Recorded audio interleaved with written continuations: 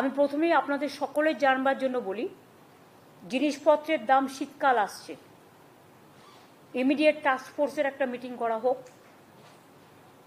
এবং আলু আর পেঁয়াজের দামটা কেন বাড়াচ্ছে।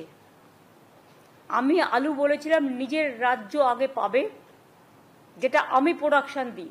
আলু সিড আমরা নিয়ে আসছি, সিড তো আমাদের নেই, সেন্ট্রাল গভর্নমেন্ট থেকে আনতে হয়, ওরা অনেক দাম নেয়। আলু সিডে প্রবলেম হচ্ছে, বাট এই প্রবলেমটা আগামী দিন আমাদের নিজস্ব করে কিছু করতে হবে যাতে সমাধান হয়।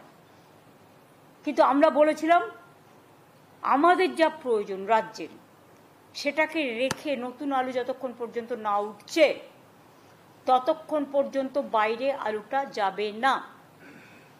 এখন তো দেখছি এরা এক্সপোর্ট পর্যন্ত করতে শুরু করে দিয়েছে। Please take stock.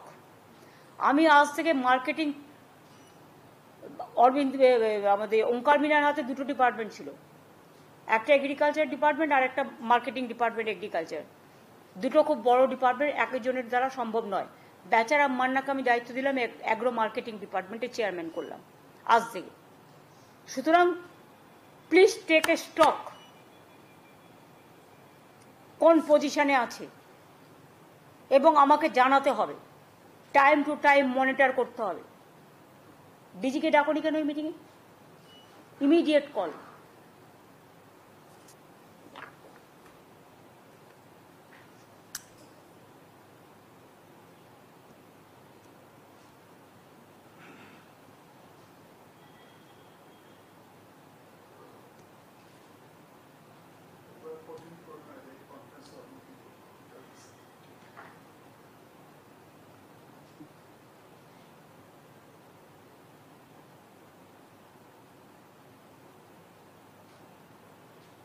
সেরকম যদি করে বাংলার আলু বাইরে চলে যায়, আমার প্রয়োজন মিটিয়ে তারা বিক্রি করুক, আমার কোনো আপত্তি নেই, আমি তো বলেই দিয়েছিলাম।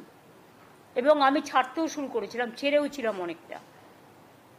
কিন্তু বাংলাকে দাম বাড়িয়ে অন্য জায়গা থেকে মুনাফা করব, আর আমি আলু চাষিদের জন্য ইন্স্যুরেন্স করব, দুটো একসাথে হতে পারে না।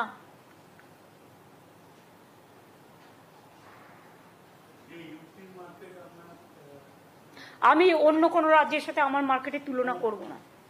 It depends on state to state. সব জায়গায় দাম বেড়েছে বলে আমাকেও দাম বাড়াতে হবে, তার কোনো মানে নেই। আমার এখানে হচ্ছে শস্য শ্যামলা বাংলা, ধনধান্যে পুষ্পে ভরা। চাল উৎপাদন, আলু উৎপাদন, এগুলো বাংলা রেকর্ড হিসেবে কাজ করে। আমি সেখানে অন্য রাজ্যকে বাড়তে দেবো, আমার জিনিস দিয়ে সাপ্লাই করে দেবো, আর আমার নিজের রাজ্যে দাম বাড়াবো, এই যুক্তি হতে পারে না। আমার নিজের রাজ্যের মানুষ খেয়ে তারপর যদি থাকে, আমি নিশ্চয়ই সেটা বিক্রি করার সুযোগ করে দেবো। ইভেন আমি একথাও বলেছিলাম যে তোমার যদি পড়ে থাকে আমি আইসিডিএসে নিয়ে নেবো, আমি মিড ডে মিলে নিয়ে নেবো, তোমাদেরটা যাতে নষ্ট না হয় আমরা দেখব। নতুন আলু উঠতে উঠতে জানুয়ারির লাস্ট উইক বা ফেব্রুয়ারির ফার্স্ট উইক ছাড়া হবে না। সবটাই যদি আপনারা ছেড়ে দেন শুধু বাইরে বিজনেস করবার জন্য, বর্ডার দিয়ে এগুলো যাচ্ছে, আবার কন্ট্রোল করো। আর তার আগে স্টক আমাকে দেখাবে, কত ছিল, কত বেরিয়েছে, এখন কত আছে। কারণ আমি তো রেখে দিতে বলেছিলাম আপ টু জানুয়ারি আমাদের স্টকটা, শুধু বীজের জন্য আলু যেটা লাগে সেটুকু রেখে। তো কেন এটা হলো না এবং আমাকে কেন জানানো হলো না?